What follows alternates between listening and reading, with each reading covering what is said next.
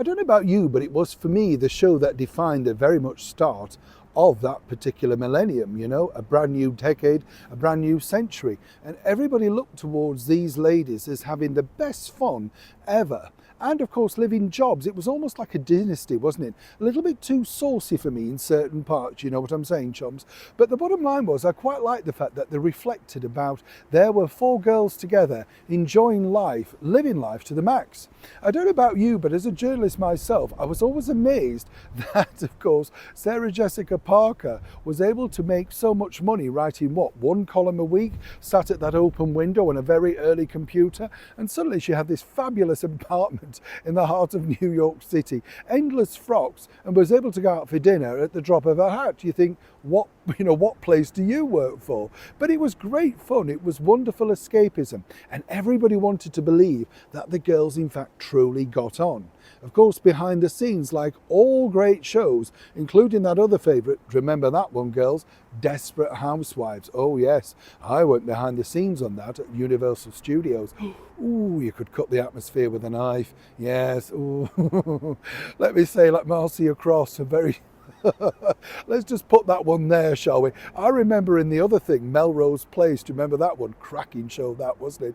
But you see, what's interesting with the likes of Sex and the City, it's now just recently been cast and dumped yet again, cast aside, should I say, by, of course, that particular streaming channel because it's boring and it's woke. And also, as I pointed out, you've got cast members like this woman, you know, who's basically getting too political and alienating the audience, despite what Sarah Jessica Parker says. But it's behind the scenes that's far more interesting in my book. And this particular story, well, I just wanted to share it with you. As ever, let me explain. Morning, nice to see you, chums. Thank you so much for joining me. And as ever, welcome one and all. It's true, you know, when you go behind some of those big shows, it's very strange. You pick up very quickly that you think, here we go. You know, it always reminds me of that line in the spoof Acorn Antiques with Victoria Wood, where some character says, do you all get on then? And the character says, on the whole, no. And that's really surmises everything you need to know about how these things are put together. You get the picture. What's interesting about this particular story, though, and again I wanted to share this with you because it sort of just tells you exactly how show business works.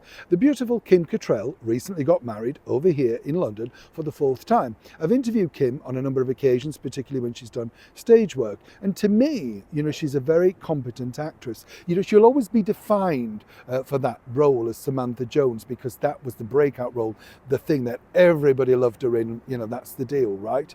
What I like about her was, you know, originally from Liverpool and all that sort of stuff, but had a very sassy, funny sense of humour, the warmest out of all of them. And I've interviewed I've interviewed all the main cast, in fact, for Sex and the City. But, you know, she was the one that knew how to have a laugh. Well, guess what? Her marriage over here in London, not one single cast member of Sex and the City. And now, over in Hollywood, they're trying to spin this as basically, you know, Kim being awful. The bottom line is this, you see, she didn't really get on too well with Sarah Jessica Parker. And it wasn't really what you think. It was the fact that SJP was also the executive producer. So she really could cut and slice and dump lines away from cast members. And allegedly, that's what she does. As I said, I've met Sarah Jessica Parker along with her good friend Andy Cohen. Cool wouldn't be the word, right? Now, the thing is, obviously, Kim Cattrall made a decision, been marrying over here in the United Kingdom, that she wanted to keep it down.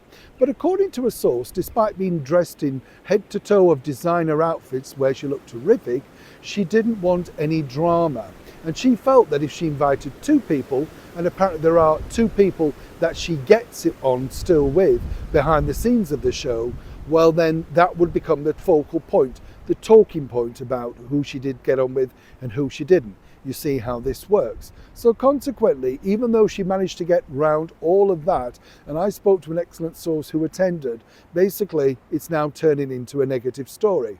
The true story is, as she told me, Kim Cattrall, look, we worked on a TV show, we weren't the best of friends, but it was an excellent time.